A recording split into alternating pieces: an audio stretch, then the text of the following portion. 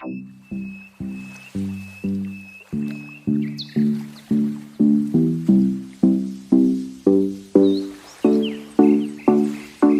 and welcome back to our YouTube channel TechnoloG Assam. In this channel you will get all the required informations regarding CEE Assam. In today's video I will tell you what to do if you have set your preference in wrong order, or if you want to change the preferences of branch and college but have already submitted it.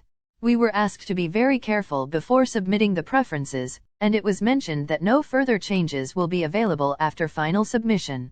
But unfortunately some of you have done some mistakes while setting the preferences, such as some of you haven't set the college that they actually want in the first preference option and instead you have set it a later, due to which, you will not be able to get the college or branch you want.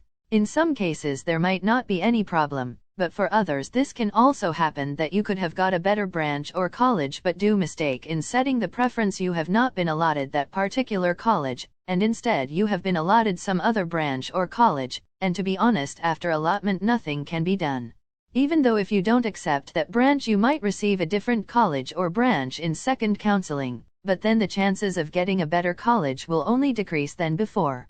Now without wasting any time let us discuss about what to do if you want to change the preferences after completing final submission. So there is only one way to get a chance after final submission, that is to call in the helpline number then you can see in your screens, and along with it you need to send a mail to DTE in the email address that you can see in the screen.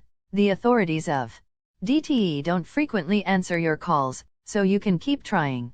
But the more effective way is to send mail to them mentioning that you have done some mistakes while setting the preferences, and as them reopen your form that to make it accessible so that you can make the necessary changes. So mail to DTE as soon as possible, as even this option will not be available after September 20th. So this was all for today's video. Next video will be on the fee structure of all the colleges, and a rank-wise prediction video will also come soon which will be almost 90% accurate.